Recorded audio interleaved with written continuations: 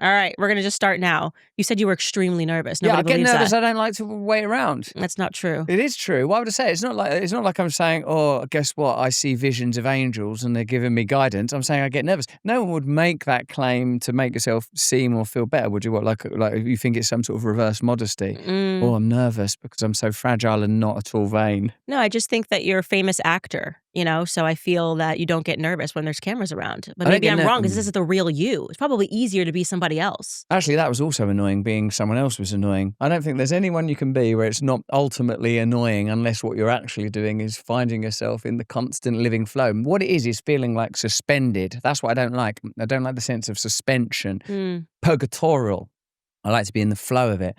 So I feel like, that's difficult because when you are an actor, there's a continual tension between what's happening technically and what's happening on screen, and the power balance will be dependent on what type of director you have. Sometimes you have directors that are very, obviously there's a standard that has to be achieved with lighting and framing and cinematography, etc.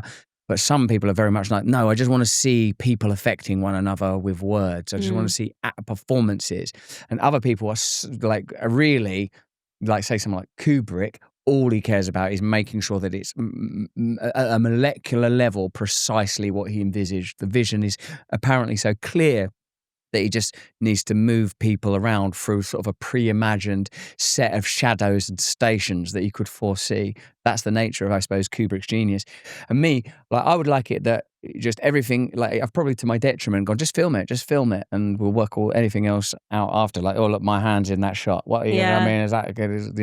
That's a nightmare for someone. It's the wrong skin tone. We could pretend it's that it's Candace's hand. It's madness. It doesn't make sense. Oh no! What you doing? Hey, are you having a better time with your own economic model? Is it working better for you? Like that. Now, why did you pick that voice for your hand? I just didn't. I think I do this character with my kids. Well, come on, man. Shouldn't we go to bed? Isn't it bedtime? Please, capitulate, you damn kids. Why don't you do what I ask you? You would be a very fun dad. That's what I would say. I'm definitely. Doing good, yeah, because you get to create a bunch of characters, and that's pretty much what raising toddlers is, raising children is. There's a bunch of characters. Yeah, that's what I'm doing. There's a real cast of characters my kids encounter, make them the heroes of their own drama, bring forth who they are. You know what I think, Candace? The word parent and the word parentheses like brackets, you're holding them. Don't interfere with them. Let them grow. Let them be who they are. Just keep enough space around them so the state doesn't get in there and turn them into little freaks or weirdos, or their friends don't teach them some mad new vernacular of crap slang, turn them into little droogs. You know what I would say is I feel that my Wikipedia page should be updated, and so should your Wikipedia be updated. To reflect the fact that I saved you from communism, and which made you a much better parent. Like your poor kids they had this communist parent raising them, and then I blew into England and rescued you. And you were an unwelcome presence in the home. There was so much a transformation since you were an old-fashioned commie. Now hear me, good woman. What happened is I was and remain anti-establishment. So I was never like, as in communists, I think what we should do is give maximal power to the state. You had the hammer and sickle flag. It was waving. I did have a hammer and sickle flag, and I was dressed as Che Guevara, and I was reading Das Kapital. Yes. And I did have my own little gulag in the garden where I must say, imprison intellectuals. Yes, I did make them toil there. I made them toil in Siberia. But other than that, I had no affiliation with communism. No, because really, in a sense, don't you think there is some divine force that's trying to express itself through you? And isn't it our function to cleanse the channel that we may become clear?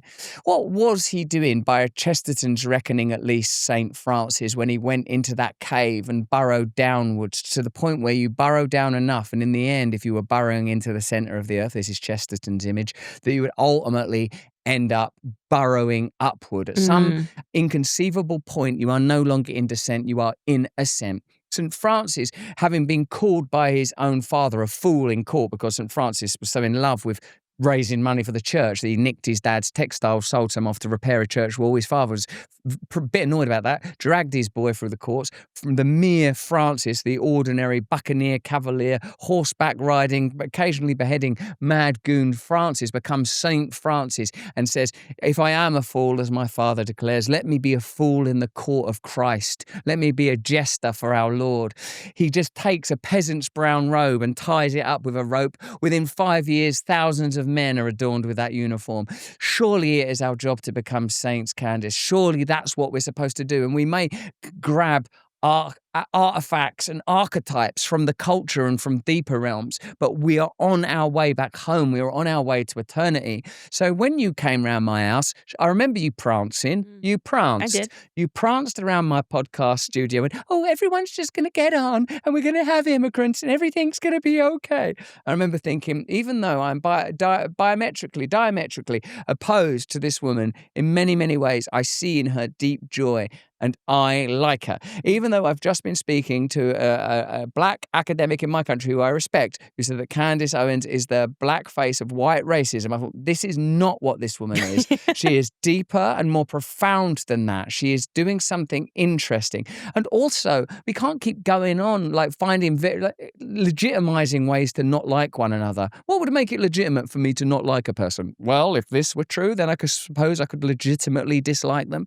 It's our duty to love, and it's our duty to become who he would have us be. But you know what? I think that actually I changed so much since that moment as well. And I agree with you. I very much agree with you. And I think more people are watching this show because of the changes that I've made, because I was thinking in that vein. This is the left, this is the right, and he is on the left and I am on the right. And then you sort of realize that actually we have a lot more in common and more of us are way more in the middle. And it's like these extremities don't actually mean anything. There's so few people that actually operate in that extreme. And that's why I never actually took you for a leftist, because you were way too tolerant. I mean, we had so much fun. I didn't care.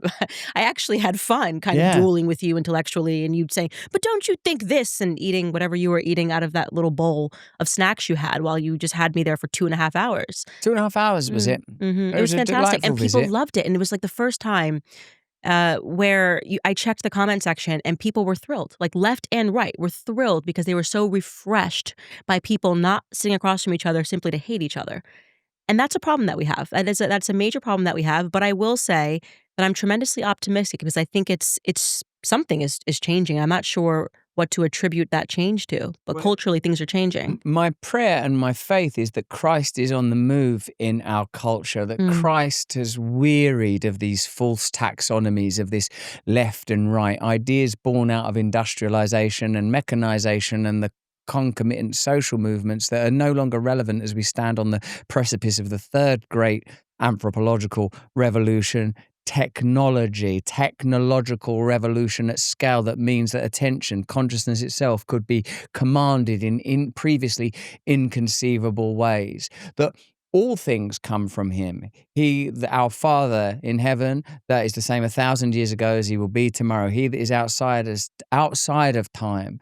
And what I feel might be our challenge is for us to be messengers of this deep truth, that the technology that currently exists can be used to create a kind of diaspora, a mass decentralization. There is no requirement for centralized institutions, either economic and private commercial or state bureaucratic, that there was 100 years ago or 500 years ago. That this is a time where you could be afforded a degree of autonomy, control, and agency in the life of your family and of your community. And what excites me about that, Candace, is that we would be able to diffuse this constant polarity and this constant tension. If you want to sign off and sign out from the experiment of your nation, whether it's France or Romania or the UK or the United States, why oughtn't you? Why ought you be tethered to worldliness? Why do they want us to treat the state and the world as if it were a kind of religion? Why do they lay claim to the powers of the God that they deny even exist? They want your constant fealty.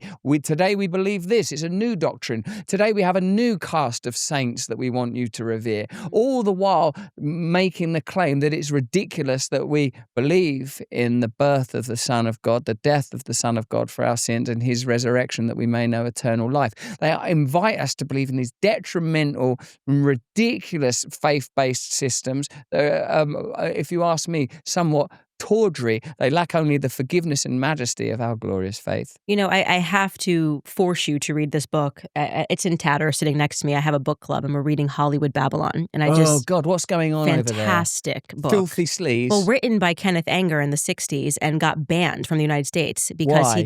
he was, a member of the occult and friends with Aleister Crowley. And he just basically told all the secrets of how they established Hollywood, which is not something that we often think about because Hollywood was always a thing.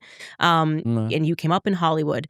And one of the things that's really interesting about you that I covered on the show is that it seems to be the way, whether it's you, whether it's Justin Bieber, whether it's, Kanye, when you kind of go, okay, Hollywood actually is not fulfilling me and I need something else. And I'm kind of done being my own pagan god. And you start to turn to these themes that we are talking about, eternal truth. We start to turn to Christ. It seems like this isn't okay. No. They want you to exist within the me, myself, the selfishness. And then when you turn that off and you start to represent something truer to your audiences, suddenly the media turns on you. And this book really reflects that. And it's called Hollywood Babylon because he's telling you that it was established as a sort of faith. They intentionally called the movie houses cathedrals. They were trying to mimic Catholicism by turning it on its head, getting people to worship the stars. Why did they call them Hollywood stars? They wanted people to worship stars.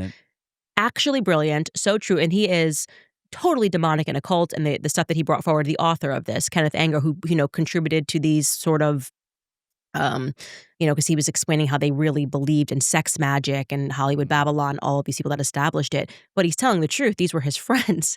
And for this book to have been banned in America, which I still cannot comprehend how it was banned in America before they allowed it to be reprint and they removed certain passages from it. Fascinating story. You should read it because I think coming from Hollywood and seeing that and experiencing that, I feel like the media loved you.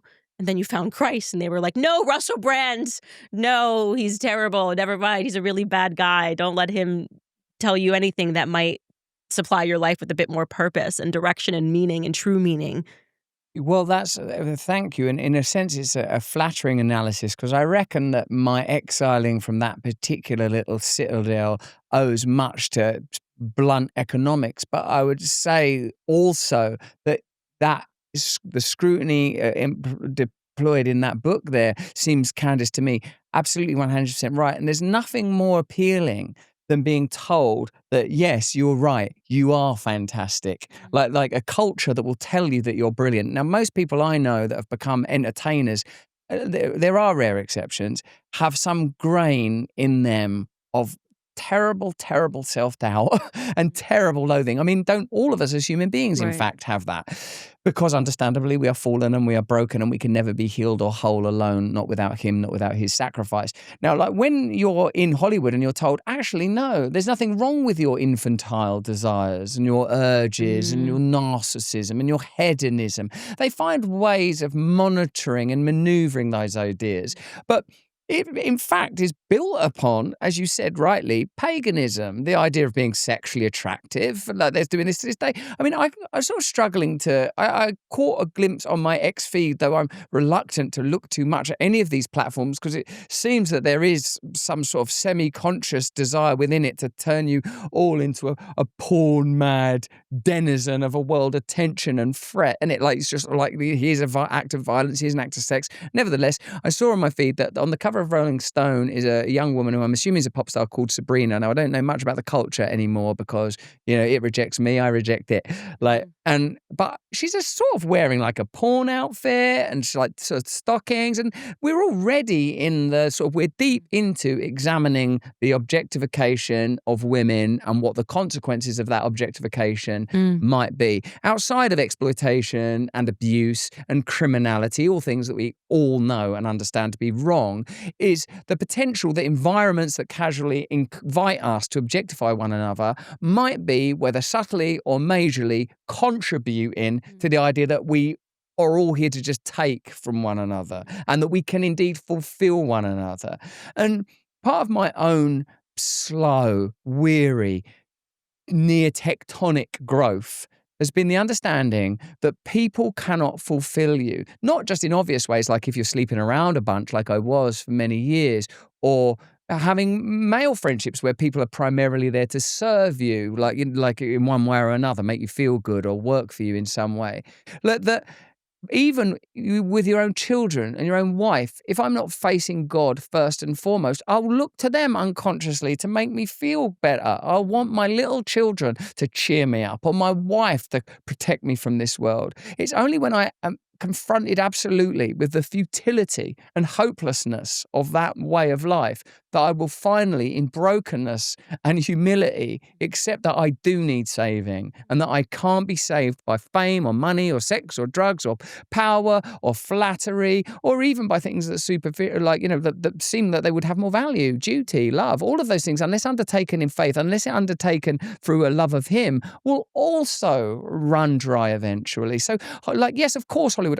Before I get ready for a little name drop here, I was friends with David Lynch. He was big in transcendental meditation, and I've always been curious about states of consciousness and ways of accessing the mystery of, I'm a drug addict. I'm interested in mysticism, always have been.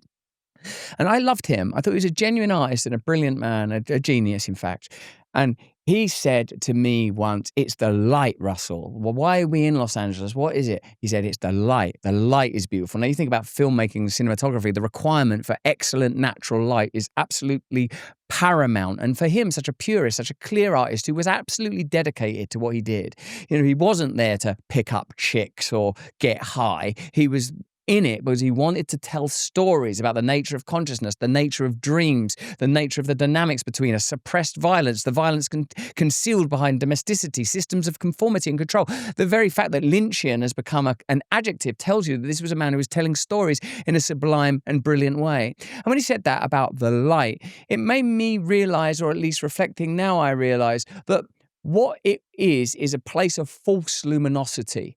False light. And what is Lucifer? The counterfeit, the emulator, the accuser, the great deceiver. The stories that a nation tells itself about itself form that nation's psyche and soul. You'll see that in the type of actors that become stars, the kind of stories that are told, the obvious pagan sort of worship of godlike figures in the form of superheroes, obviously, and the ongoing battles between good and evil and the ways that those arguments are handled. So a figure like Lynch and a claim like that tells me that, yes, for geographical or even, I don't know, reasons of luminosity, it became a place of significance. But it intrigues but doesn't surprise me that long into the history of the institution of Hollywood has been a deceptive agenda. We all know that they have relationships with government institutions and organizations. We all know there's a global agenda, an imperative that plays out there. And whilst we can recognize something like Epstein Island is like a kind of, a kind of ground zero uranium of sexual blackmail, across the whole culture, it seems all of us are being invited to participate in some way or another in shameful acts through pornography and hedonism or sleaziness, stuff that's just the normalization of porn, the normalization of a cult that tells you that you can resolve everything by pursuing your desires, by serving yourself.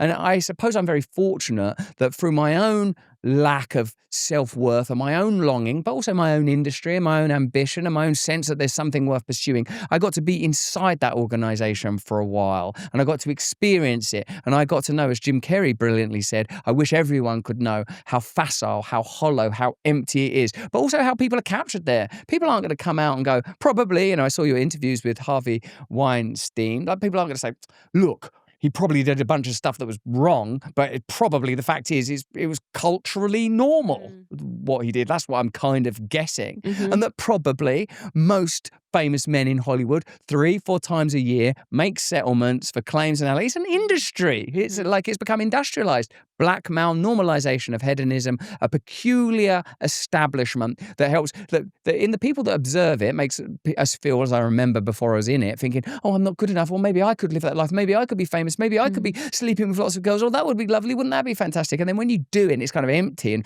vapid and shallow and awful. Not to say there aren't brilliant and wonderful people there. I can think of a dozen marvelous people that I knew there. But its cultural impact is ultimately malign. It's like the COVID jab.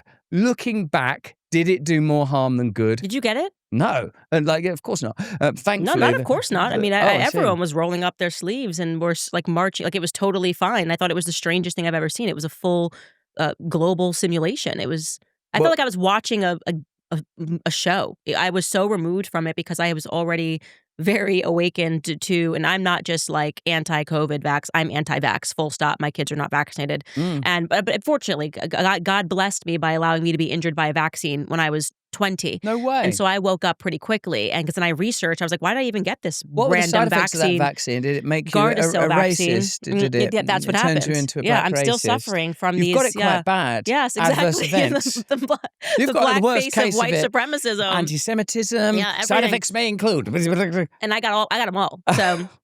But I'm grateful for What that happens really? experience. Sorry, I No, I but was being silly. seriously, I think that is what happened. I went to get the Gardasil vaccine, knew nothing about it. Just went to the doctor. The doctor said you should get this. It prevents cancer. You just trust your doctor. It's Yeah. just one of these things where you just go, well, a doctor would never do anything wrong. You don't think. I think I was 19 years old when the shot came out. You would never at that time, unless you had been raised, without vaccines, think anything other than doctors as like their own kind of gods. Like if a doctor says it, it must be true. If a Yeah. doctor is doing this, they're not motivated by profit, which they are, or the insurance companies, which they are, or the pharmaceutical companies, which they are, where they provided all these incentives. But I marched in, got the shot, instantly had a mini seizure in the office. And if this was a 3-series shot.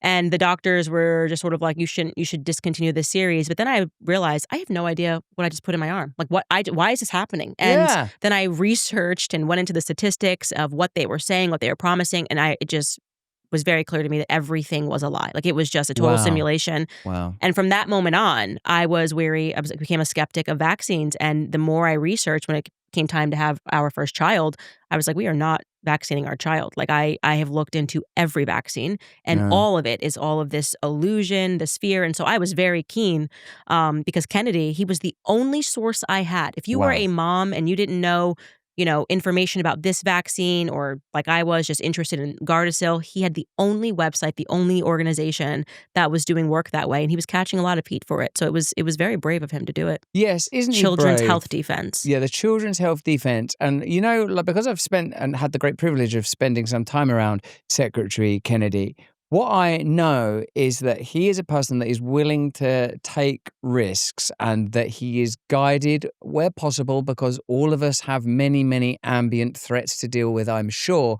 by the highest of ideals. I met some of the mums that were around him, and the way that Bobby got involved with vaccines is like mums with kids with autism, that they intuitively as mothers felt like, that's come from when I had that procedure. And Jenny McCarthy, bless her. Right, For being one of the first people to speak out on it. Yeah. Yeah, don't you feel like when you become a parent, Candace, that there's something that you feel like, I don't feel like it's right to do this. Like your trust is challenged. Something sacred and powerful kicks in. You understand immediately your duty is to protect this child, and you feel uneasy. You might do it if if it's recommended, or if you have, you describe the blessing of having a personal incursion that led you to be cynical about vaccines. For me, it was much more generalized. I don't trust authority. I've had so many encounters with authority where the people that are meant to be giving me information are lying. The people that are meant to be upholding the law are breaking it. The people that are meant to be making judgments are lying and are biased and are not at all objective. I don't know how that happened to me. I'm just some normal kid from Great Essex in the south of England. Just somehow, by the time I got to, 20, 30, whatever, I knew that. I knew, don't trust authority ever, unless it's sublime divine authority, and good luck working out where that is and when it's false and when it's real. So that's what informed my decision there, as well as some people being kind enough to explain to me the sort of the origins of many vaccines, the misnomers and misleading stories told about the successes of even some of the more celebrated vaccines, polio, e.g. But no one has made the sacrifices that he made. Robert Kennedy, coming from that family, the successes he's had in environmental law, his personal brilliance, and his willingness to put himself out there. And I would say, even though obviously there is complexity with having this current administration, and like any government, it seems to me there are shortcomings and challenges and failings, and people obviously on what would have once been known as the left will be decrying almost everything that's happening now, from tariffs to deportations to what's happening in the Middle East. But one thing I kind of sort of I hold on to and cherish almost as if at the foot of the cross is, well, I know Bobby Kennedy's a good man and I know he's going to do the right thing. And then he wipes out 17 advisors. Then he appoints Robert Malone. And then they make, he is someone that I have no trouble believing in. Yeah, I think I worry for every person that goes into office because we know how sophisticated, going back to Epstein, how sophisticated these blackmail rings are. And, it's my belief based on just things that I've read and learning about just how infiltrated we are. I'm talking about even at the university level. They are gathering intel on people on the basis of what schools they go to. You think you're pledging a sorority and, pledging a fraternity, and the next thing you know, they've held on to blackmail because they thought that you could be someone someday.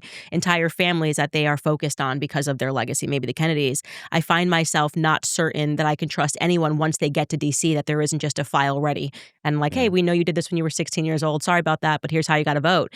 And to have some people who are just obviously blackmailed, I would say, is people like Lindsey Graham, who just I've never seen someone, my personal belief, again, I have no evidence to that effect, but just the way he just dances for war, it's bizarre. It's just, he loves war so much that I'm like, okay, what do they have on you? This is just weird. Do you think there might be, aside from missiles, another phallic-shaped object that Lindsey Graham is quite prone to, that he's keen not to have in the public eye? I think there should be a war. Yes. A warhead. A thick, juicy warhead with uranium sputtering out all over my chops. War! War, I tell you. I'd like to relax and dilate into a war. I'd like to reverse myself into a war. Sorry, what are we talking about again? Sorry. Oh, it happened again, Mom. I just spilled my muddle milk. Oh, no, the tummy worms escaped again, Mummy, and now I've just told Jesus another lie. Ah, the tummy tadpoles are loose. The tummy tadpoles are loose. So if, in conclusion, if you could give more money to Northrop Grumman, Raytheon, Lockheed Martin, and Boeing, then no one need to know how I pass the evenings. Well, that's exactly, you said it. You said everyone was thinking it, and you said it. That was a hypothetical example. That was a hypothetical. Hypothetical example. Allegedly. That's to protect you from everything, my lawyer says. We're talking about Lindsay Lohan, right? Lindsay Lohan, allegedly, or something, someone. But yes, from Herbie. It's so obvious. And you're like, okay, clearly we know that people, we know. But I would just kind of respect the person that came forward. And I think one day there will be the individual that says, hey, listen, I did this awful thing. I was high on this, and they got me on camera doing this. And I just want you guys to know that. And I can't consciously vote this way because I'm being blackmailed. I think all of DC is run by blackmail, so I don't have any faith in the system, even when people go to DC that you believe in. Something seems to happen when they get into the swamp, and it's just, I've seen it. People flip, people that you truly believe in. And so I've kind of removed myself from politics in many ways, and then you just lean into faith. It's the only thing that's real. Faith. That's what I'm doing. It's the only thing that's real. We can trust the Lord. We can trust in, put our faith in Him. Faith in Him will cast out all fear. He is our strength and our song. He has given us victory. I'm tired of leaning on my own understanding of reality. I'm tired of trying to work this out all the time. I'm tired of trying to understand why these things are happening and those things aren't happening and why people are fallible. As one becomes more familiar and versed with Scripture, Candace, it doesn't all just make the most tremendous and obvious sense. We're broken, we're fallen, we find it hard to listen to God, we keep rebelling against God continually. God loves us, God wants us to return into His embrace, and we find it impossible because we are attracted by the false light, by the false luminosity, by the glamour, by the urges of the flesh, by the mental devilry, and by worldliness. Even things that I thought would not make sense to me, reading like the Old Testament, I thought when I became Christian, I thought I'm not going to be delving into Lamentations and Jeremiah and trying to make a good fist of Samuel. But actually, like everything that I'm reading, it works simultaneously on a near mythic but historic level, that in the same way that geometry, music, and maths could be seen as a language that go beyond the parochial limitations of English or whatever other patois you may happen to articulate in, that there's a deeper truth available in Scripture if you will allow it in. Now, of course, anything can be utilized to leverage control, to oppress, to distract, to lie.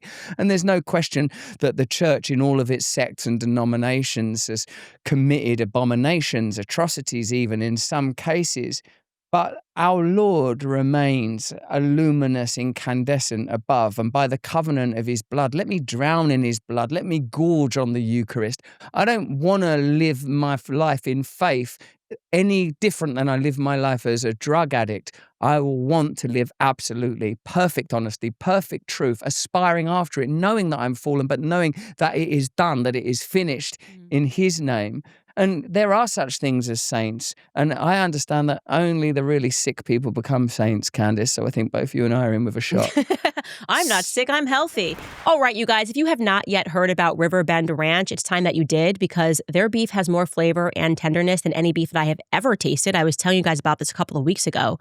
The Angus herd at Riverbend Ranch is not your average Angus cattle. 35 years ago, using ultrasound technology, the owner of Riverbend Ranch began scouring the nation to identify specific purebred Angus cows that genetically produce a much higher level of marbling and tenderness than normal Angus cattle.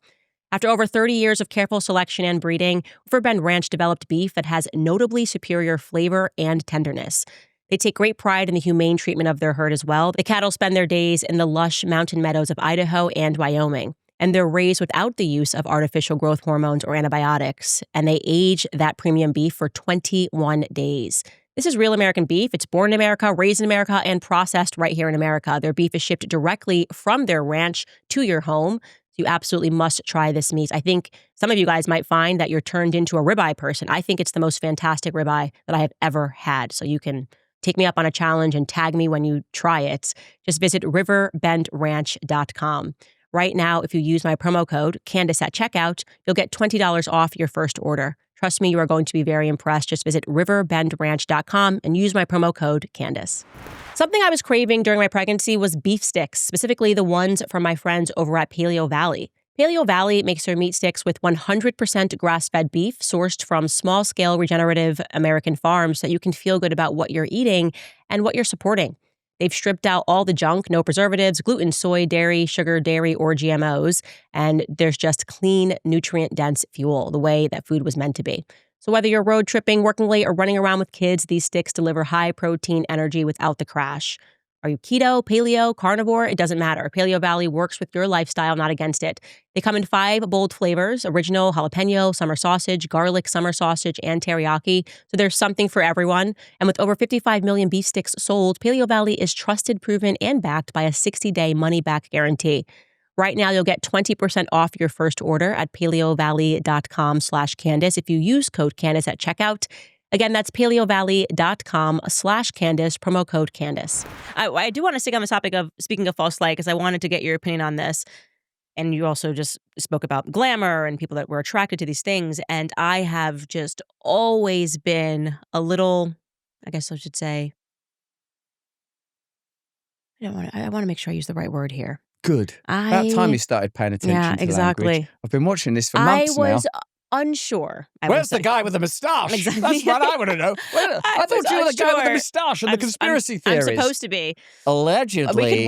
We could warm up. But I would say is that I was unsure. I was slow to the I love Elon Musk party, and this gets into, I was also pregnant. I swear women's intuition goes up when they're pregnant. There's a thing. Does it? Yeah, you get weird dreams. I'm sure your wife did when your wife was pregnant. Just very weird dreams, very specific dreams. I don't know. And you just feel a bit more connected. And there, I just was slow to the Elon Musk welcome party. Grateful for what he did for Twitter, obviously. No brainer. We really did almost lose Twitter. I'm going to call it Twitter because I can't say I X'd. Like when you send a tweet, when you do, it's still like I tweeted, right? So I'm going to say Twitter.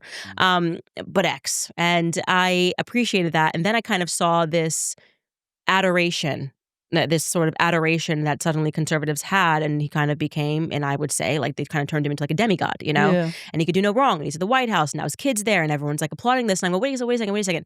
Have we checked in on what his values are? Like who this person actually is? Or are we just saying you had so much money that you could afford X and that's it, and that's all that's required to get into our good graces, which is wealth? And does that make us any better than the left? And the left, I would say, worships celebrities and worships Hollywood, and like Taylor Swift writes a post, and so therefore they vote. Same thing, different side of the aisle, in my view, the way that I was looking at it. And then this blow up happens last week or the week before. And I was just wondering what your take was on that blow up as you're watching that from across the pond. What were you thinking about this kind of battle of the egos, if you want to call it, between Trump and Elon? And then suddenly Elon just drops some Jeffrey Epstein-esque tweet out of nowhere. I was watching Dr. Strangelove, the Kubrick movie about the advent of nuclear power and the impossible and improbable responsibility granted to military generals and presidents alike.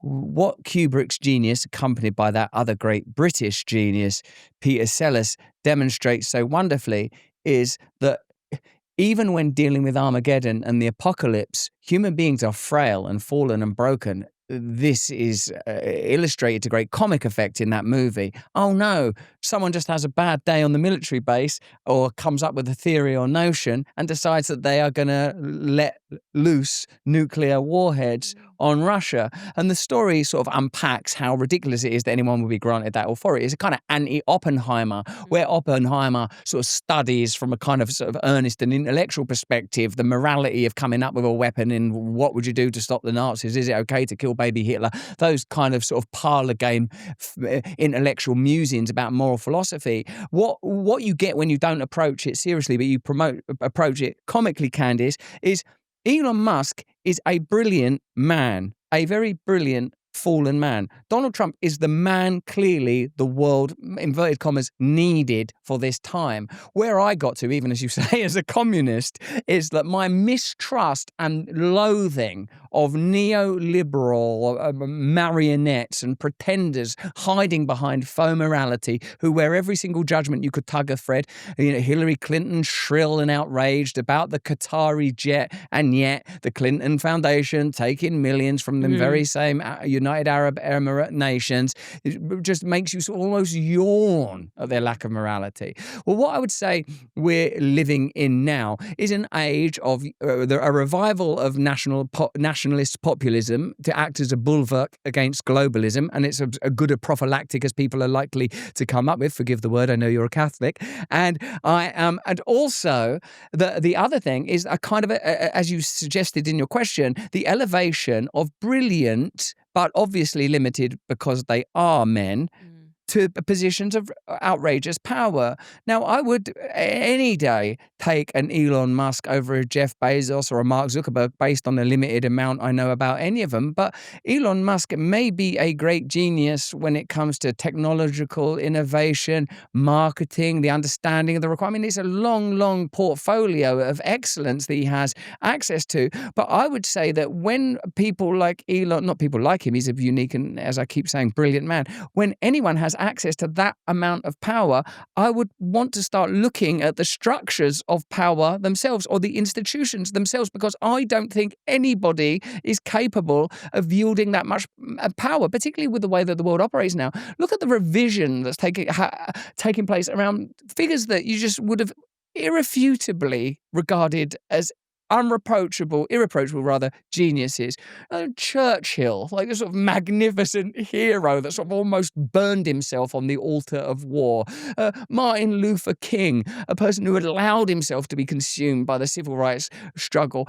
Gandhi, happy to be martyred for the freedom of India. All broken, all flawed. Gandhi, he slept in a bed with his nieces. Martin Luther King was having sex with his secretary. Winston Churchill was an alcoholic and overplayed his hand in Dresden to the detriment of the German people. Well, guess what? They're not perfect, and perfection is not a standard that's ever going to be attained by any human being. So perhaps look at how you institute systems, and if they're not a reflection of divine and holy values, you will come across the same flaws and failings that human beings always come across. Hubris, love of power, false idolatry. Scripture is full of people that for a moment have the holy hand, whether it's Saul or Solomon, but then turn again to their own power. You or I, can we be confident, even with the limited power we possess through the screens that people watch us on now, that I won't fall again, that I'm not consumed by the fact that I feel like I'm being unfairly attacked by deep state authoritarian power, media conspiracy, albeit it's a gun I loaded through years of clumsy, foolish, consensual promiscuity? How can I feel my human fear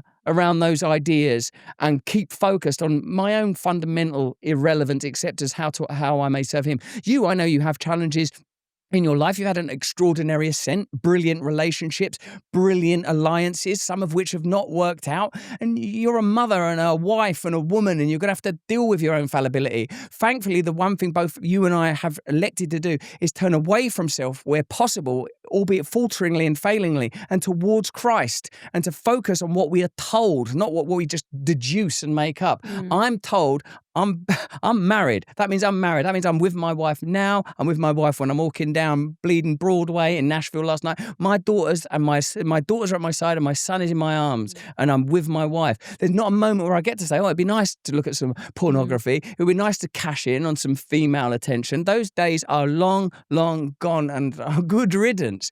But I sometimes hanker after outrageous power. In fact, just before everything kicked off in my country, I was thinking about running for mayor. There was a mayoral election in London. I was just starting to talk to people about it, whether or not I could get some sort of populist pseudo-celebrity sort of rush to minimal local political power in London. And some might argue that London could do with a populist mayor that's sensitive to the needs of working people, aware of Britain's national identity and some of the challenges that city faces. But that's not the way that it rolled out at that moment in time. And in a way, perhaps that's a great blessing because I'm a deeply fallible, flawed human being. I'm malleable and foolish and hubristic. And the best I can do is, like our great teacher and leader, Paul, own that maybe in our weakness, he may be strong in us. Maybe if we're willing to be sacrificed on the cross, that he can be reborn in us. Maybe then we can be a vessel for his power, because if it's coming from Russell, it will end up being selfish and foolish and broken. And to know that is at least to know something. I think one of the things I struggle with a lot of these characters that are being kind of put into the forefront throughout this administration, whether you're talking about Peter Thiel, who's very close to J.D. Vance, or you're talking about Elon Musk, who was in there for a moment, is I've begun to view everyone through the lens of family.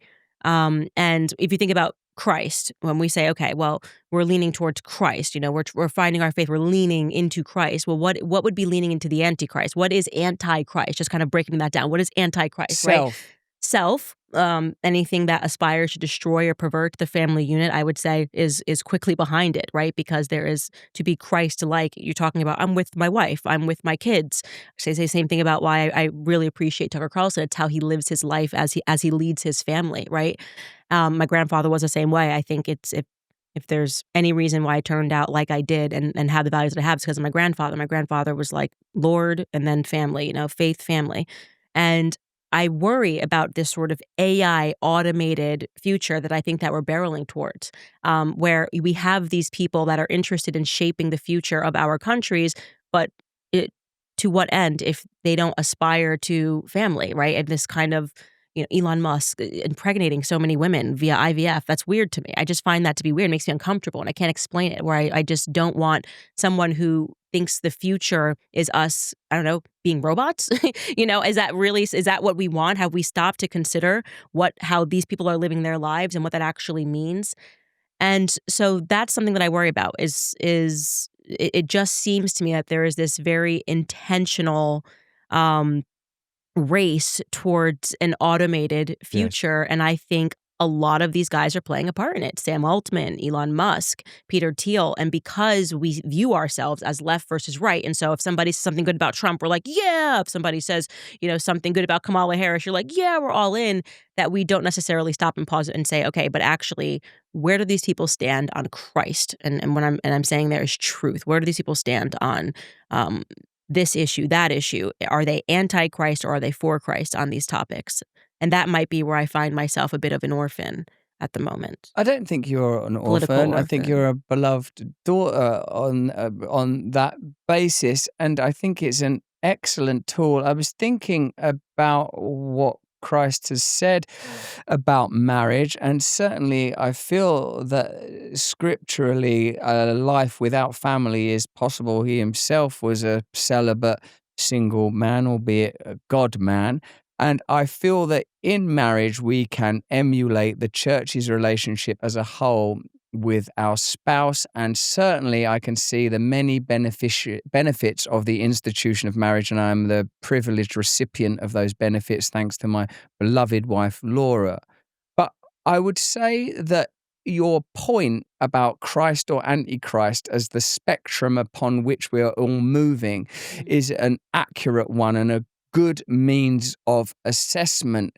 When people, as is customary and somewhat popular these days, make claims that the cultural legacy of Christianity is of value, I like the architecture, or I like the morality, or the idea that life has meaning and value and that we're sacred, and because we are made in his image, because we bear his hallmark, his molecular signature, that when George Orwell describes a boot stamping on the face of a human being forever as the ultimate dystopic image, he is describing the state's tendency and desire to scrub away God's signature across all life, across humankind, and across nature. I would say that the sort of Tower of Babel component that's within technological progressivism is a great cause for concern and consternation. Yet our Lord uses the image of the yoke, which would have been technology once, to be bound together with him, to walk his steps with him. His yoke is light. The burden is not hard to carry.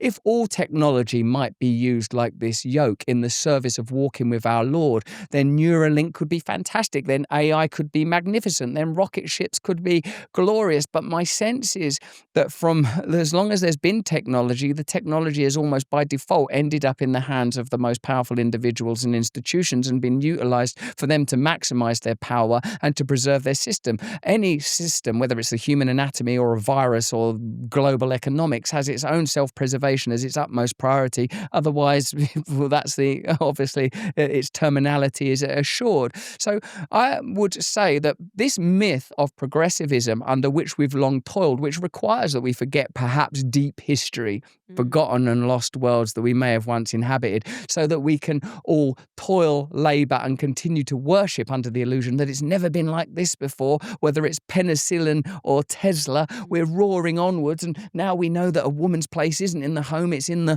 workplace, and you can do what you want, and we're the gods of our own bodies, and we're the gods of the vaccine, and we're the gods of the molecules. You can snip off that and stitch up that, and you can do this or that or whatever because you are God, because there is no God. This idea that we're advancing somewhere, that there is a telos and that we're in control of it, but I believe to be the ultimate devil worship, because what it has done is it's posited that human rational power, the power of the individual and our collective power, I suppose, is democracy, the idea that a mandated mass is equivalent to a god. Is that what the proposition is? It is somehow superior to the divine authority of our creator God, God the Father, our triune relational God, our God that sent his only Son, the Son that gives us the advocacy of the Holy Spirit, that power can be usurped, that power can be ignored, that power can be emulated and replaced. And people make intellectual claims abundantly, and I don't feel like they fully know what they're saying. And even that, he says from the cross, forgive them, they know not what they do. When the claim is made that we will solve disease, that we will solve poverty, that we'll occupy Mars, that we'll do this or that, we are advancing from a point that we should never have left. We are marching forthright out of Eden, not turning back to glance at the flaming sword. I don't think we're advancing at all. No. I think that's one of the great illusions. And I wonder, I when I take a look at the world today and I look at the ancient civilizations that were bombing, the old church structures that were bombing, I see this very intentional darkening of mankind. I actually think, if you want to get into my conspiracies, that the Enlightenment was not an enlightenment. I think it was the darkening of mankind. I think something happened. There was some sort of a great reset in about 1850. And if you control the textbooks and you control what people know, and they tell you, oh, well, it was so terrible and everybody was dying. We don't know. We have no idea. And I do think that there is, we have removed ourselves from the source. Like, we've removed ourselves from God in so many ways. And I mean, even when I realized, and this is like a small thing that happened in my life, so this is totally anecdotal, but when I moved down here and Tennessee, and I was like, okay, well, I want to start to grow stuff. Like, I'm from New York City. I want to learn to like grow vegetables. And kind of went outside and realized I had no idea how to do that. I had no idea what agricultural zone I was in. I didn't know what could grow.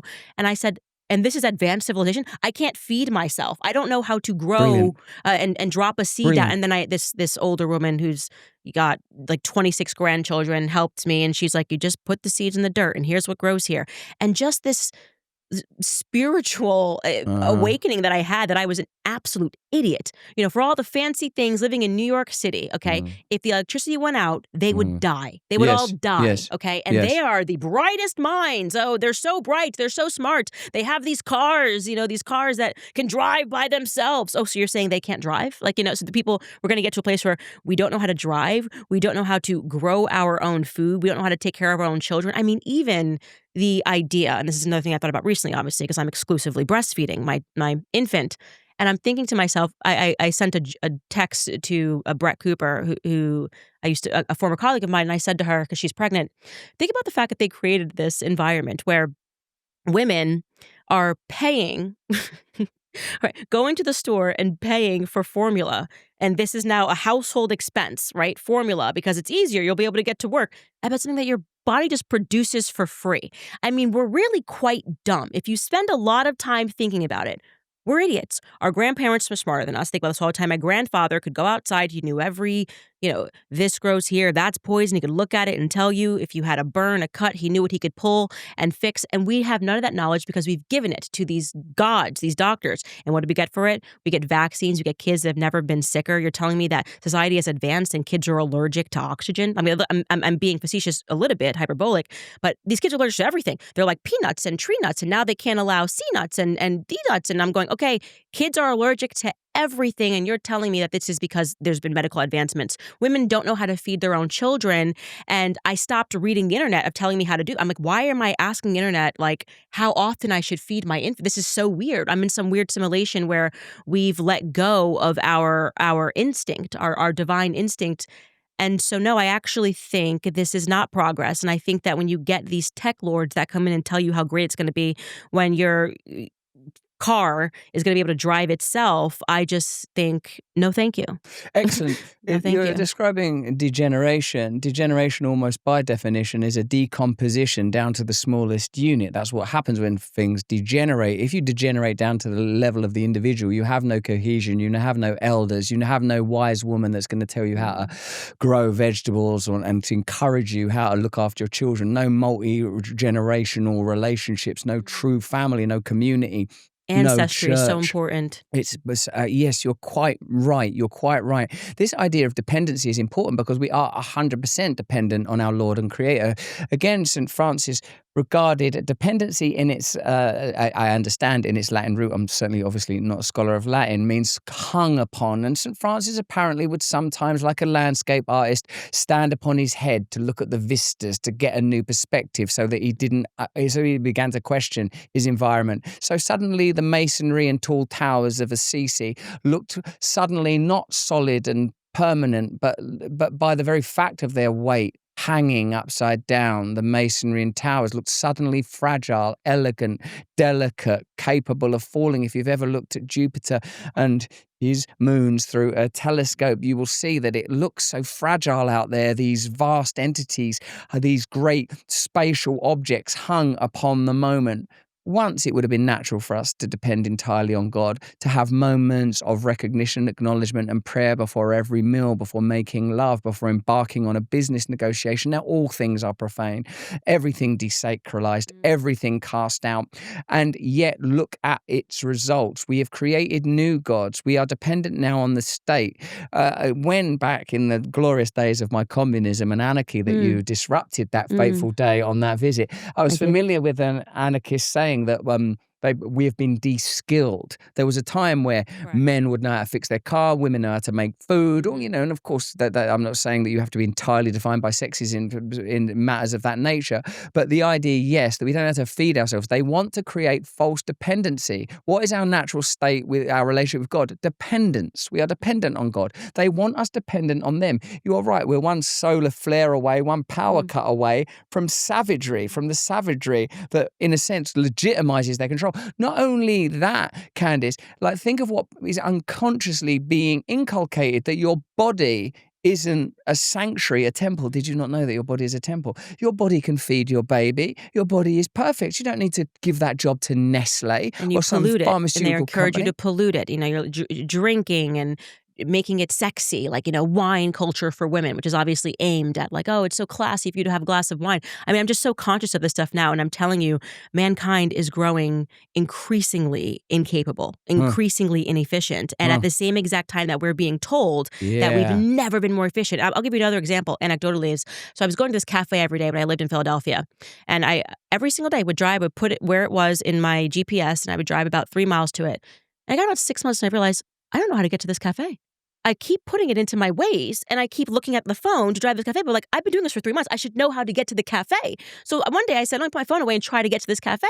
And I had to, within 2 days, I learned how to get there. But I've become so reliant on the tech, go left here, go right here, that it's plausible for 6 months I've driven to a cafe and I don't know where it is on the map. That's getting dumber. Tech is making us dumber because we're becoming more and more reliant on tech, which then creates a problem when you have these tech lords who realize that. Like, they're selling us, it's going to be easy. It's going to be so much easier. Just let Waze do the thinking for you. Even AI, the answers have been so wrong. I played this game with my husband. He's like, well, this is supposed to be a really good AI.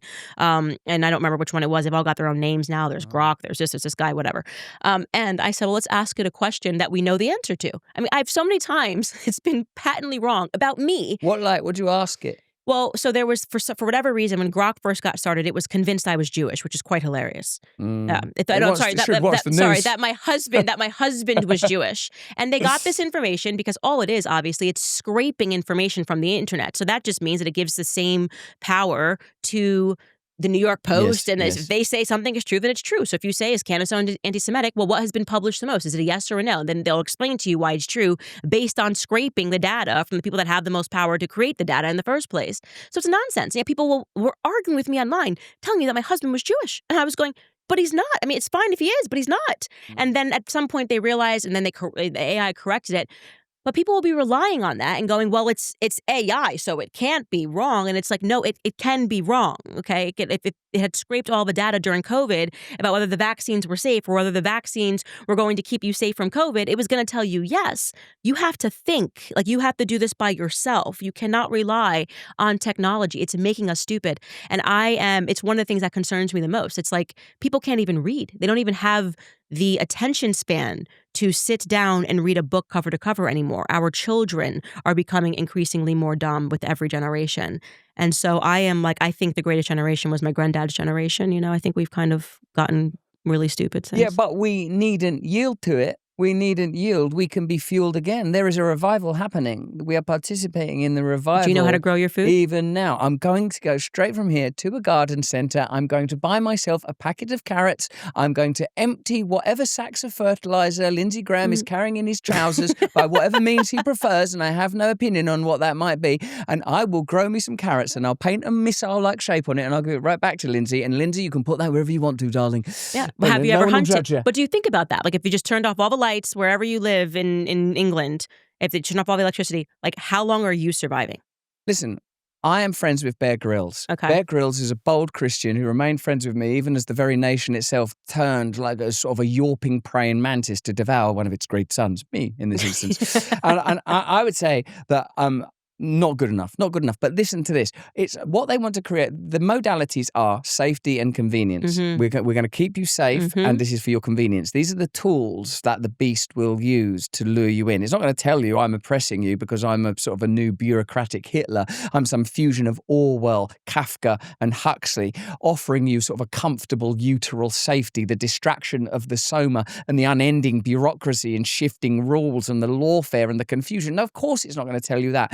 They want, I believe, Candace, to turn the whole world into an airport full of checkpoints and measures that are continually undertaken, rituals voided of meaning, voided of ceremonial power, continual hollow removal of shoes, take this vaccine, sign this, declare your obedience to this. Only then, when they have created an environment where sterility and sanitary conditions are above all else, then they can conduct whatever final experimentation of population reduction they're interested in. Because the truth is, I believe that the epochs travelled thusly. Agricultural revolution, man masters nature. Industrial revolution, man masters matter. Technological revolution, man masters attention and consciousness itself. They want absolute control over attention and the consciousness. The problem is, of course, that you have to multiply agriculture by industry, because then you've got industrial agriculture. We're moving so far away from the time where you might say, do you know what, I'd like to check out this system. I'd like our own community where we can grow and rear our own food, trade where only necessary, use technology. Perhaps we'll use cryptocurrencies to parallel trade trade and parallel barter, and use the miracle of modern contemporary technology to maximize the freedom of the individual, that we may worship God, that we may live by God's principles, not by the de facto false idols, Molochs and Baals that they're setting up for us to worship. Because if you can have Airbnb and aggregate empty hotel rooms, and if you can have Uber and suddenly you can centrally coagulate and yet somehow democratize the taxi cab, all for the offshore profits of various companies that benefit for it, then surely this very same technology could be used to run communities, to have true democracy. And if what people want is nationalism, they can have it. And if what they want is Sharia law, they can have it. And if what people want is LGBTQ plus gender fluidity, then they can have it. People can live now in communities according to their will. Me, I will follow the path of Christ, which includes non-judgment and wherever possible, trying my best in all my failing to move towards love and forgiveness and loving one another as he loved us. That means up to the point of death, if required, up to the point of death.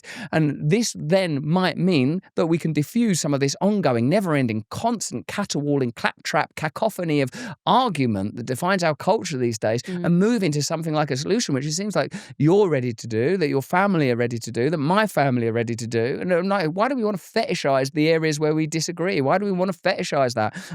It don't actually matter to me what all these movie stars or geopolitical powers are doing. I just would like to be able to happily grow a carrot, tend to an animal, and raise my children according to my beliefs. Yeah, I think one of the biggest cancers to society, and I say this as a former feminist, when I was young, of course, I think most people when they're young are on the left. And I was a feminist because of whatever I was learning in school that caught me up in that feminist simulation. And now that I'm a mother, and I think it's just quite evil. It's like it's the thing that gives women the most clarity, the most perspective, the most wisdom. It's the happiness of the family unit. And you're being told, nope, you got to compete with men. You don't want to have children. Suspend children for as long as possible. Take all of these horrible toxic birth control pills because, you need to have control over your body because men don't have to get pregnant.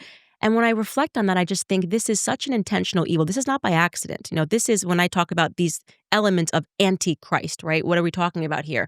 Where you're telling a woman, she's got to compete with her own, she's got to be at war with her own biology, in order to stick it to the man, she's got to be at war with her own biology.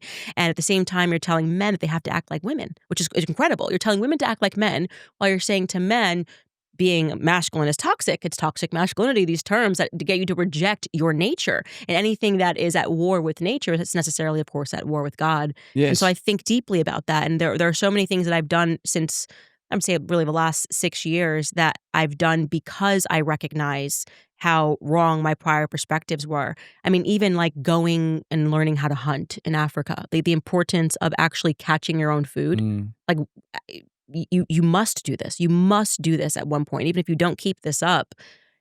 How sacred that process is and how it brings you so much closer. I don't even like shop at the grocery store anymore. Like I go to the farmer's market. Like there's something that is more spiritual about that experience of knowing the farmers and the ranchers. And then when I see how we're all being driven and we're told, well, this is for your convenience. Yes. This experience is for your convenience. The grocery store is for your convenience. And no, I think it's very intentional. It's pulling us away from there's just the spirit, the spirit of Christ. What do we do for, say, women that will find being a mother difficult? Because obviously it is very difficult. It is difficult. And how do we then afford that? Or what about women that don't feel that that's their identity or their role? How do we create a culture that accommodates lovingly the variety within these general categories? It's really interesting. So I've met tons of women who say, I don't want to have kids, I don't want to have kids. And then typically what happens, I would say, for the overwhelming majority of them is they hit about 28 years old and biology just comes online. Like when they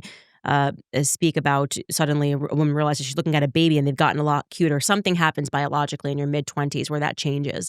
But I think for the women that doesn't change for, the first question I have is like, what birth control are you on? Because there have been all these studies that show, because what are you doing when you're on birth control? You're stopping your body from going through this natural process. You're becoming something other. It's like it's other than what you would feel naturally if you were not loaded up with all of these pills. It's not a natural thing for a woman to go, I just don't want to have kids. It's not natural for a man.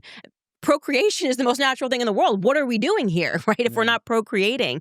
And so something's gone wrong, I think.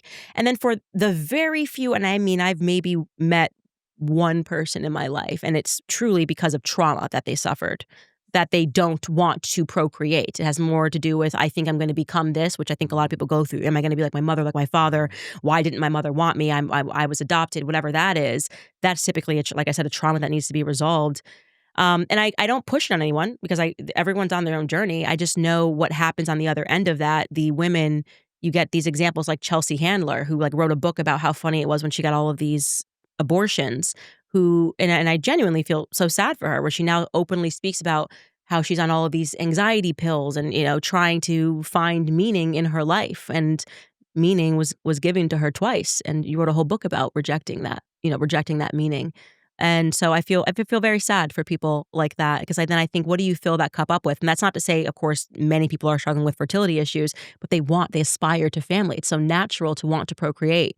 So when you find somebody that doesn't, I just go, okay, what's going on here? I have a lot of questions, and not up for me to answer those questions or to pry any further, but I think it's important for people with families to speak out on the gift of it. And yes, you're tired. It's exhausting. And I barely slept last night. I've got an infant. But that exhaustion, the difference between going behind and sitting behind a computer and working for the man, and because your infant is crying because you're the only thing that makes sense to him, like, I hope you realize how beautiful that exhaustion is. Like, there's such beauty in parenting that you can't really describe it to people until they get there. Yes, we've abandoned so much. It's like we've willingly taken on the manacles and shackles of worldliness, being told that it somehow represents our freedom.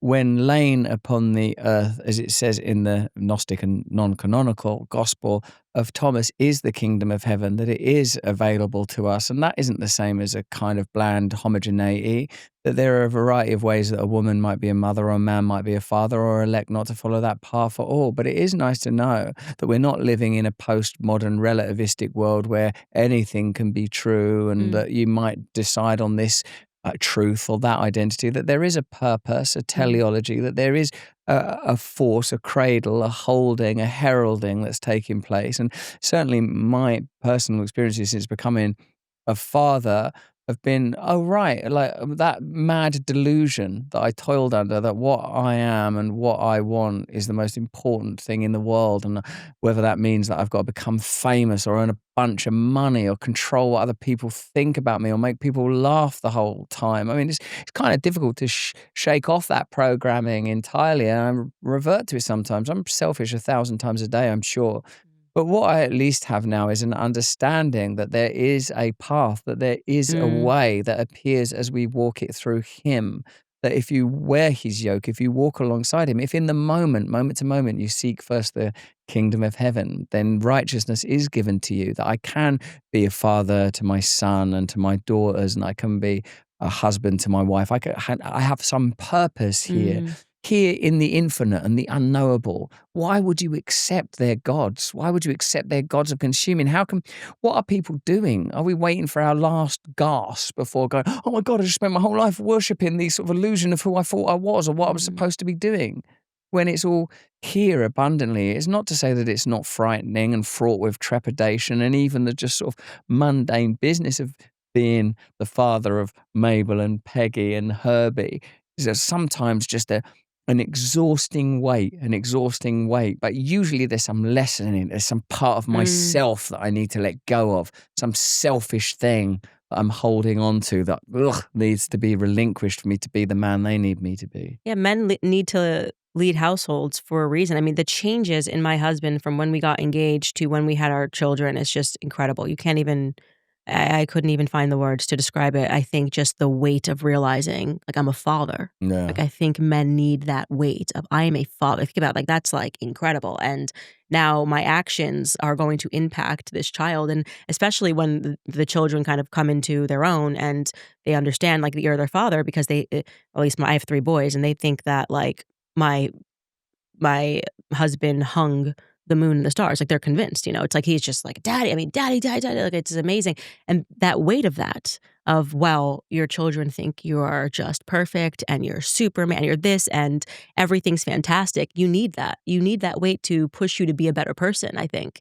And so it scares me when people say, I don't want children. I don't want family. Even if people who say, I don't want children, you don't want family. You don't want a husband. You don't want somebody else to be accountable to. That's what does that say about you? You want to be accountable to nothing and no one but yourself. Probably not on the best trajectory. It might be the equivalent of trusting Nestle milk over your own breast milk, that you sort of can condition people into believing all sorts of things. The fitness revolution is happening in America, and people everywhere are making fitness a priority again. That's why I'm excited to be working with Don and the team over at Jacked Up Fitness. Their all-in one-home gyms are already best in class, and now their all-new X series elevates home fitness to a whole new level. The Power Rack Pro X functional trainer lets you do hundreds of exercises, basically everything that you used to do at the gym, all from the comfort of your own spare room or garage. The Power Rack Pro X features a completely upgraded cable crossover system with articulating pulley arms, giving you unlimited width combinations to hit every muscle group. My husband and I can't wait to have this awesome all-in-one gym in our own home. It's going to be great. If you're new to strength training, their Get Jacked Up program has full-body video workouts, which are led by celebrity trainers Kim Lyons and Clark Bartram. You literally just press play and follow along. So listen, we're going to be doing this, and you should too. We can all do it together. Go to getjackedup.com and sign up to access the program right now for free. And when you're ready to order your Power Rack Pro X, save 10% by using my promo code Candace. That's getjackedup.com with promo code Candace. All right, you guys, I want to remind you about American financing because costs are rising on everything: gas, groceries, home repairs. And if you're a homeowner, you've probably thought, should I call American Financing to refinance and pay off this credit card debt? Then you maybe second-guessed yourself because of that low mortgage rate that you might be enjoying. But listen, that low rate, it's not actually saving you if you're drowning in credit card interest at 25% or more. I mean, that's the math that no one wants to face. It's costing you thousands. And here's the truth. If you're only making minimum payments, that debt will follow you for years. That's why people are calling American Financing, because they're saving customers an average of $800 a month by using their equity to finally break free from credit card debt. You owe it to your family to see what's possible. There are no upfront fees, by the way. There's no pressure. It costs you nothing to find out what you could be saving every month. If you start today, you may be able to delay 2 mortgage payments. Don't wait any longer. Call American Financing today at 800-795-1210. Again, that's 800-795-1210, or simply visit americanfinancing.net/Owens. Again, that's americanfinancing.net/Owens. I want to ask you a few things, if I may, even though it's your podcast. Am I allowed to? Yeah, of course. That's how whatever come you you've want. gotten more Open book. involved in like celebrity type stuff, like and how like some of the big stories that I've seen you talk about, and I'm fascinated by your work and I admire it and admire the way you conduct yourself, is say something like Blake Lively. I don't know even what that means, Blake Lively. But and say something like, I obviously know what Justin Bieber is because I like Justin Bieber. I feel for him. I feel like in a way he's the first ultra-modern celebrity coming out of YouTube, just being sort of latcheted and parasited and pulled apart. And he's clearly going through something sort of profound and powerful. And I sort of pray for him and pray that he gets the protection, Lord, that he evidently needs. Why is it that you've gotten more interested in celebrity stuff? And how is it, I like it when you do these investigative things. How is it that you sort of, give the wording, really get your teeth into Bridget Macron's cock or something? Yeah. How is it that those stories sort of capture your attention, and what is this sort of shift in you? I know that's a somewhat political story and it sort of pertains perhaps to globalist blackmail and those kind of things, but the celebrity ones, maybe you'll explain that for me. So there's a couple of things about the celebrity ones. The first thing is, I want people to wake up to what Hollywood actually is, right? So when you see people like Ryan Reynolds and Blake Lively and, oh, it's so glamorous and it's perfect, and then you get this person who just drops all of the text messages and the plotting and, the narcissism, it's important for people to see that, to recognize, if you will, just who these people actually are versus Don't hold them up as moral icons. So what is it? Blake Lively's had an affair, or Ryan Reynolds had an affair? No, gosh, you don't know anything. That's incredible. No, they just I've been trying to avoid it. They I've just been reading tried the to kick Bible. a puppy. I mean, she was doing a movie, signed on to do a movie. The guy Justin Baldoni was a major fan of hers, loved hers. He was, self-flagellating to get this woman on his film. He cared deeply about the book to bring it to life, and he wasn't obviously an A-lister. I had never heard his name before this. Sorry. I guess for whatever evil reason, Blake and Ryan wanted to take over his whole little film production, and how they orchestrated this with their star power, like you Right. manipulating them, like we're friends with Taylor Swift, we'll do this, we'll do that. Reading it was quite stunning is the first thing, and it provided an opportunity for us to really say, this is what Hollywood is, like behind the scenes. You'll never Right. see this closely again. But the other Yeah. element was how she tried to do it was with this fake, she came out and plotted with the New York Times to come up with the story that he had, sexually harassed her on set. Well, unbeknownst to her, she said, we were filming this scene, but there was no audio. Well, unbeknownst to her, there was audio when they were running this. So he then dropped the audio. And she just lied. I mean, it's just crazy. Like she just literally, to take this guy down, was going to just Me Too him for funsies. And he's like, if you go through his Instagram, he's literally like the nicest. He's just like, how can I be nicer to women? Well, going back and examining myself, he's got this beautiful little family, and why him? I don't know, because he was weak and they could do it. Right. And so what scares me about that is that I have 3 sons. So I'm very invested in cases about the Me Too movement. That kind of attaches why I'm interested in the Harvey Weinstein case, even though Harvey Weinstein was definitively immoral, cheated on his wife, and did a lot of things that stand against what I believe in. Yeah. But he didn't rape those girls. There's no question in my mind that he didn't rape Whoa. these girls. You read the emails. It's crazy. This was what it is. Tale as old as time. I've got power. You're sexy. What's the trade going on here? And they wanted parts. And then when their careers didn't take off and it became advantageous for them to play the victim, they did it. I don't like the Me Too movement. Okay, if you want to be a prostitute, be a prostitute, but don't renege on that deal when you don't become the next Angelina Jolie. And so the Me Too issue is very important for me as a mother to 3 sons. There has to be justice for men. You can't just call a man a rapist or pretend that you were sexually assaulted because you want something, whether that's money, success, or to right your own consciousness, which I think in the example of Harvey Weinstein, someone said to me, if he had looked like Brad Pitt, they probably would have been fine with it. But they kind of were like, I'm doing this thing, I'm sleeping with Harvey Weinstein, what do I get in return? And they got nothing in return for it. So I don't like these things. And so the Blake Lively case is a mixture of the Me Too movement and also just being able to shine a light on Hollywood Babylon. You don't like phony morality. That's it, isn't it? It's Yeah. like when people are pretending to be moral and there is no morality. Well, obviously, I've got some sort of personal investment because I've, as you obviously aware, because thanks for sticking up for me, been accused of untrue, really serious sex crimes. And I suppose I can't go into it with too much detail, and you've not asked me to. But the fact of the matter is that I recognize that my behavior was morally, you shouldn't be sleeping around. If you're a really successful person, it's really easy to sleep with women, and there is a power imbalance there that a man of God would be wise to and would not exploit. But that, I think, is very different from overriding people's will. Charm and fame are ways in which people's will is directed. Yeah. Tales all the time. They just, grew up with these women. I was working in New York. People see a celebrity, they flock to that celebrity. Women are willing to, just so they can say, I slept with Leonardo DiCaprio or I slept with Russell Brand.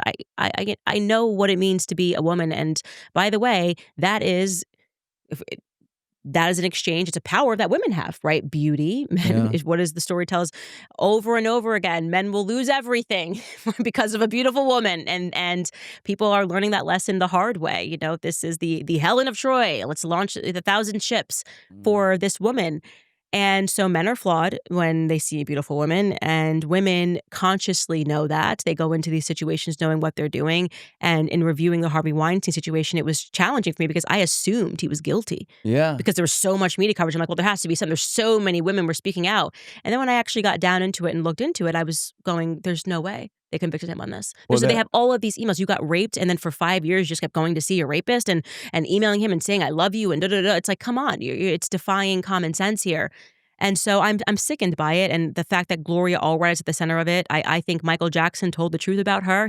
What did he say? Well, he was he named names, including Rabbi Shmuley, strangely enough, and very much implied that this was a gang that was operating. And we'll never know. Beyond that, he had a list of 6 people that he had issues with, and Gloria Allred was on it. And I think that woman is a viper, and she should know that hell is an eternity. And so your wins here, you think you're taking down people, branding people as rapists, sexual accusers, so that you can get money and more power for yourself. You will meet your maker one day too. So even when you're talking about stuff that's somewhat celebrity oriented and say scintillating, you're looking at what false morality underlies It's it so and important. how it's exploitative and where the power is in it and the way that new morality is often masking itself as virtuous when underneath it. Yeah, I suppose. All right. So this is one of the things that became really obvious in COVID. This is a thing I've thought about again lately. Is what underwrites the idea of massive sanctions during COVID? Get in your house 6 feet apart, wear a mask, take the vaccine. Is human life is sacred, and anything we can do to protect human life, we must do. And it's only when you reflect on how those are not the values that the culture sets itself up by or abides by that you realize, hang on, that can't have been true. There must have been another Think about what reason. they were also saying, like, let your grandma die alone. So it's anti-family. Okay. It doesn't stay away from your family. It's dangerous. Tell on your neighbors, like no sense of Right. community.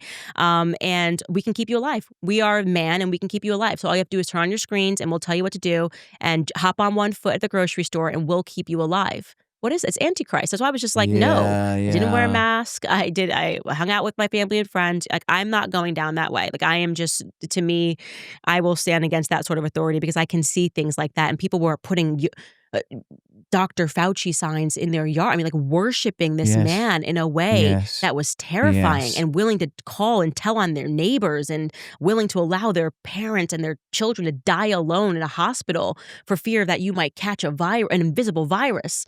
And willing to roll up their sleeves to submit their bodies. I mean, there was an excellent article because George gets the Spectator UK. The Spectator UK is very good. And I wish I could find it. I know it was written by a woman, and she basically said this bears all of the markers of a religion, right? Yeah. They're sacrificing, they're doing this, they're doing that. They even have what they're wearing, like it's on a yarmulke. They're wearing the mask. Yeah, it's amazing. It was fast. It was a great read. I should find that article. George will have it upstairs somewhere because I was like, this is fantastic. You should keep this. Yeah, secularism is a religion. I suppose if you create a culture where people are not willing to die and kill for what they believe in, but are willing to be herded, unskilled from one socially appointed ritual or rite to another, consuming, waiting to die, then what you have is a kind of a hive of manageable individuals rather than equipped, awakened men and women that know how to hunt, know how to feed themselves, know how to fight, know how to protect themselves and one another, and believe ultimately in the eternal truth. Recognize we're here temporarily, we're going to die. So we're not going to spend all our time here just trying to cling on to it, depending on that which is temporary instead of rightly depending upon that which is eternal. The first thing you have to do is dismiss the idea there is no God, there is no Christ. What we have is our religion, our faith, our orthodoxy. Yeah, and that's why Sam Harris lost his mind during COVID, because he's a committed atheist. He tours around the world speaking about atheism and debating people, and this is why God is not real. And so when he thought he could die, and this was it, he lost his mind. He lost his marbles. He's like, he was in a fragile mental state. The idea of dying for an atheist, right? And so he was willing to submit everything to the state. He was telling everybody, do this, do this, do that. This is how we're all going to stay alive. It's scary. And by the way, there is no such thing as an atheist, obviously. And Sam Harris showed us that there's no such thing as an atheist because he joined the Church of COVID in 4 seconds. He replaced his God with the authority of the state and participated. Religion is natural, right? And so if you're going to tell me that somebody doesn't believe in God, tell me who it is and I'll show you who their God is, right? Yes. I mean, why do you think you have these like protesters, vegan protesters, the things that they're willing to do, right? To make a statement that people shouldn't be hunting. And you go, okay, so that's your faith. So everybody life has a is faith and that's yours. sacred then? Yeah. Because it's a connection to something eternal and divine? Yeah, you can't have anything. All there is nihilism. People misunderstand the argument against atheism is that people seem to think that what the claim of religion is that, oh, you think that without God, I can't have ethics and morals. It's like, no, without God, you can't claim that your morals or ethics are based on anything other than what you think. And lo and behold, look how they change. The left used to believe this, now they believe that. They used to believe in free speech, now they don't believe in free speech. The right used to believe in this, but now they don't. Because you can't make gods of man. You can't create permanent. You can't create false idols. You can't make a God with your own hands. God is here, all-pervading, ever-present. The very thing that you use to deduce there isn't a God is God. Your sentience, your awareness, your participation in eternity, the fact that you live at the altar of the present moment, that is God in real live action right now. And when you use that facility, that great gift of divinity, that divine spark and flow, that living water to denounce and deny God's own existence, you are participating in false idolatry and devil worship. Without God, you can't make a claim for animal rights, for women's rights, for the environment, for anything, because nothing means anything. There is no meaning other than that which we derive from the observation of patterns. And the very fact that there are patterns is a further indication of the hallmark of God, because otherwise, why would you recognize mathematics or music or geometry? What would these things be across the infinite blur? What would these patterns amount to? So there is no argument against it. And this is a revival. I think we're in one. And we are. And that's why I'm actually against psychiatry. And I don't know if you've ever gone down the Sigmund Freud rabbit hole. If you haven't, you should. What was it? Modern psychology. Coke and mummy. Oh, it's Give us a line. Mummy's looking sexy. Oh, it's so much worse and it's so much darker. Your mum does look sexy if you do enough coke. Yeah. Oh my God! I think I would have sex with my mother. His drug addiction was the least of it. Really? Yeah, it really was. It was used. What about Jung? Well, I haven't read anything about him, but right. I know that he kind of departed from him. Archetypal cartography. There is a sublime, sublime, and inaccessible great mystery. Well, there is accessible. Actually, it's permeating everything. But Freud. The cocaine and mummy's looking hot under the just pinny. Like, covering child pedophilia for all of his homies that were pedophiles, sure. 1,000% real, by the way. Discovered in the Freud archives by the director, and then he tried to ring the bell, and the psychiatric community was like, you must not do this. This is going to this is going to ruin everything. Brand. It's going to show that like we're just all frauds, and we're making stuff up because we want to actually we see ourselves as gods, and we want to have access to people by telling them what their selves should be. I think it's, you go to psychology, and I know it works for some people in therapy, but a lot of times it's all about you, this selfishness. You can come across I'm sure you can come across a good psychologist and a good therapist, but more often than not, a lot of the ills that we have in society today are because people are constantly being validated across from the psychologist, and this is who you are, and this is what you are, and that's how we end up with transgenderism, and you can actually be 20 different selves if you want. And there's no truth. Everything's subjective. But I had wondered with this struggle that, because I think it conflicts. I think modern psychology conflicts with Christ because it was intended to conflict with Christ. If you get into what Sigmund Freud believed in. But I wonder if that was kind of the struggle that Jordan Peterson was having with committing to Christ. It's like, wait, because psychology tells me that I'm able to comprehend. And I would love to ask him this question. I'm able to comprehend the mind. I am my own God. I'm in control. I would imagine that a psychiatrist or a psychologist would really struggle to submit themselves to... Well, it isn't obvious to me at all, Candace, that God isn't real. Absolutely. I mean, of course. Yeah, I mean... It's really good. I started to feel like it was being disrespectful to him because this is one of the things that I'm thinking. In this space that we occupy where we have these voices and this access, where you're doing so incredibly well, where you're so potently brave and brilliant, where you're such an example of all that is wonderful and wise and bold and sometimes capricious in the feminine, that I wonder, Candace, if we can... deliberately participate in the unity of his church in love. That I was told that we need truth. In fact, in the Ephesians prayer, the belt of truth has to go on first. We have to gird ourselves in truth before we receive the grace of the breastplate of righteousness, before the good news can be on our feet and the shield on our arm and the sword of the Spirit in our hand and the helmet of salvation that can protect us from nefarious thoughts. I wonder how we can be in this space that derives so much from conflict and argument and not lean into it, like the spats and the rivalry. But I don't think it's rival. I think it's, again, what I'm hitting up on there is actually something that you and I were just talking about, how difficult it is to submit full stop. No matter who you are, how difficult it is to submit. Man versus self is the most difficult struggle, right? And that's why I thought about how interesting it is. Like, this is the struggle. It's versus your own mind, right? And so I think that entire field is saying, well, you now comprehend the mind. You can't ever comprehend the mind. I can never comprehend my mind. It's constantly having to check yourself and check your ego and submit. And so I'm thinking about it more philosophically of like this. It is a struggle to accept that you are kind of nothing, in a way, you're kind of, that's hard. It's a tough pill for anyone to struggle. But That's why I've been I said working so I hard. know, but Look at all these things Yeah, I've done. yeah, and that's why I think it's like you. But I was in Sarah Marshall. Yeah, right, Sarah right. Marshall. But that is Come on. actually what brings, I think, what could bring everyone together. It's like we're all so hung up on that ego and believing in our title, actor, PhD, doctor. I mean, whatever it Yeah. is, graduated from Harvard, Oxford, whatever it is. It's very hard, and especially in this matrix where we give out accolades for those things. Like, Cool. you are an A-list actor. They even Yeah. have lists now: A-list, B-list, C-list actor. Which one are you? Are you A. D-list? Are you, When I was on Meghan it. Markle's a D-list, they say, and this person's this. I'm not in And the alphabet anymore. I'm in Yeah. hieroglyphs. No, you Mine's wa- like a drawing of sort of a bloke with a bird's head, Yeah, or it's, that it's dog still that's A-list. going like that. Yeah, people I just love hope your so. I stuff. hope it's It a is still, you're still A-list, but this is the Phew. point. And I think it's hard for us, especially, like, I don't know, just coming out of did you go to university? Did you get a degree? We're constantly looking for these kind of meaningless things to tell us. Hey, if you ain't read The Great Divorce by C.S. Lewis yet, you should read it, because it seems that the struggle that we have in embracing and entering heaven is our unwillingness to relinquish our attachments to our human identity in just the manner that you're describing. That Yeah. C.S. Lewis describes an imaginary journey from hell, which is a grey, dreary place, actually, rather than spectacularly horrific.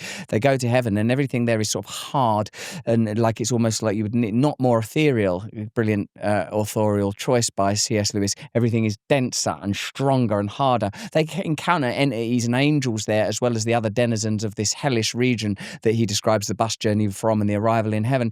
And many people they're all invited to be in heaven. Come to heaven, come and be in heaven. But people are like, no, I'm not letting go of that. They're like sort of caught up in their relationship. Sometimes they meet people that they knew on earth that are like, yeah, I know, but I loved you. Everyone's willing to relinquish and enter into paradise. The obstacle to paradise is our unwillingness precisely to let go of that identity, that we've got an altar, and on it might be personal accolade or some form of personal identification or identity. And if you can't let go of that, then you're in trouble. That's why isn't identity politics ridiculous? Because instead of saying you are important, you're beautiful, you're perfect, yes, you are valuable, but not because of some temporary characteristic, because of the vessel you inhabit. You're divine and important because you are made in the image of your creator, and you're part of this family, and you're perfect, and you are loved, and you are forgiven. Come in. No, I'm staying here. I want to stay here. I was in Sarah Marshall. Like people like clinging on to some crap trinket. We all do it, and that's kind of the point. And I think, like, we have to, you have to kind of experience that. I always say, like, you got to recognize that you suck a little bit. It's good to just acknowledge. That's why I love having sisters, because they just keep me humble. Do they? Oh, my sisters, yeah, we make fun of each other all the time. We don't take ourselves so seriously. You have to, and toddlers will especially keep you checked if you think that you're anything. Hang out with some toddlers. They say everything that's on their mind. The first thing that's on their mind about how you look, this, that, and I think they'd like to pick something off you, just don't random. they, a toddler? Yeah. Like if you've got something on you, they'll pick that off. And actually, something that I meant to text you was somebody had commented when I had covered your situation in the UK and said that they thanked you for actually said it was her daughter. I'll send you, I actually screenshot it but forgot to hit send, but like basically her daughter owed her sobriety to you. And I just thought that was, of everything that could have been said about you, like, oh, I love him in this, love him that. I was like, this is like such a beautiful thing that she was sharing the story in a very long comment about how her daughter just really struggled. And then, like, I don't know why, I don't know if she watched a podcast, she wasn't clear on what it was, but she owed her sobriety to you. And she said that she saw you at, like, she was in the same, because you did the 12-step program, whatever it is. And something that you said or did there completely changed her life. And I was like, this is the most beautiful thing I've ever read. And I don't know why I didn't hit send. I think I have ADHD or something. But I screenshot it, so I have it on my phone. I'll give it to you. It might be that vaccine injury you've got making it's making you forgetful. This is so beautiful, but I didn't send it. Not in mind, moved on now. But there are a lot of people that said that in the comments about you. And I think that's the highest compliment that somebody can give you. And I'm wondering, how did you, by the way, get sober? Like, what was the thing and how long have you been sober for, by the way? 22 and a half years. And I got sober because it got so desperate. In fact, I'm an idiot. The only way I do anything, the only way I ever improve myself is through absolute desperation and total breaking point. At breaking point, I will stop drinking and taking drugs. I will surrender to Christ if there is enough external pressure, if I'm literally crucified, if I'm forced to recognize that my identity is temporary, transient and impermanent, that I can't look after the most important things in my life, like my son and my son's well-being and his medical. He had heart surgery when he was just born, and it just exposed me to the limitations of my power, which are narrow. How ridiculous to think that I'm important. How ridiculous to think that I'm like a god. How ridiculous to think that there's any accolade that anyone could accrue or acquire that would mean anything at all.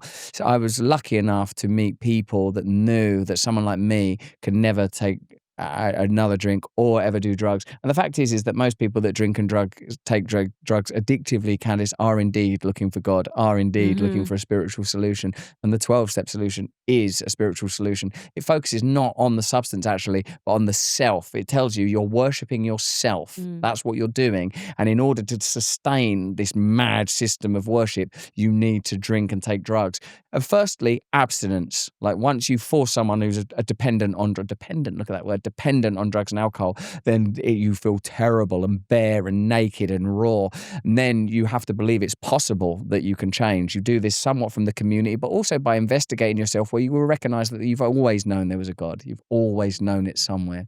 Then you make a decision to allow that God to run your life under the guidance and tutelage of other people that you know are acting on the basis of these principles. That's why we have scripture. That's why we have clerics and priests and people that are ordained and that are able to carry that kind of weight, burden, responsibility and duty. So you admit there's a problem, you stop drinking. You believe it's possible to change. You make a decision to turn your will and your life over to the care of God. You belong to a community. You inventory yourself and work out where you've been going wrong. You have to be 100% honest about everything you've ever done, every resentment you've got against other people and yourself. There is an ideology. 12-step recovery is a miracle, actually. It is ordained. It is anointed. It is divinely inspired. It's an American folk religion, in fact, that provides a perfect pathway for people that are obsessed and attached. Because what is addiction other than attachment? Attachment to pornography, attachment to food, attachment to drugs, attachment to sex. It shows you the way to bring those false idols down and to recognize that you were made for love, that you were made for service. And it's a slow, turgid journey. But the people that are addicts, they're devoted anyway. They're dedicated anyway. They've got no choice. Where recovery goes wrong is the same way that the church can go wrong, is seeing itself as secondary to the culture. When the church starts wearing the livery and the flags of the culture, is in trouble, whether that's Nazism or some well-intended liberal idea. If it starts flying flags, there's only one flag, the flag of Calgary. That's the only flag that matters to a Christian. And I feel that the 12 steps is miraculous precisely because it tells you you are a spiritual being. You've not been told that. You've been told you're a material being, and you're trying to resolve that disjunct of knowing that the world is never enough, that you can never have enough food or enough sex or enough porn or enough heroin to ever fulfill yourself. Stop trying. Walk a different path. It's a beautiful, beautiful system. I'm most grateful for it. I think maybe for people that are struggling with addiction, and there are so many people that listen to my podcast that are, and whether it's porn addiction or drug addiction or drinking, I think it's this. They don't want to go through that period of shame. Like once you're drunk, it's easier. And I have people in my family who have struggled with addiction, have never gotten over it. And so I'm always so curious when you see someone who's done it. And I'm sure people that are still struggling with it, and you will be an addict for life. So it's like even if you're clean 22 years, you're still an addict, right?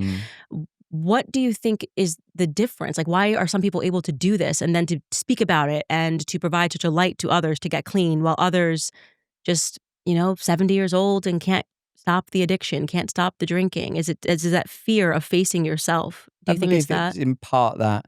I think that the disease of addiction is a perfect correlative to the idea of sin.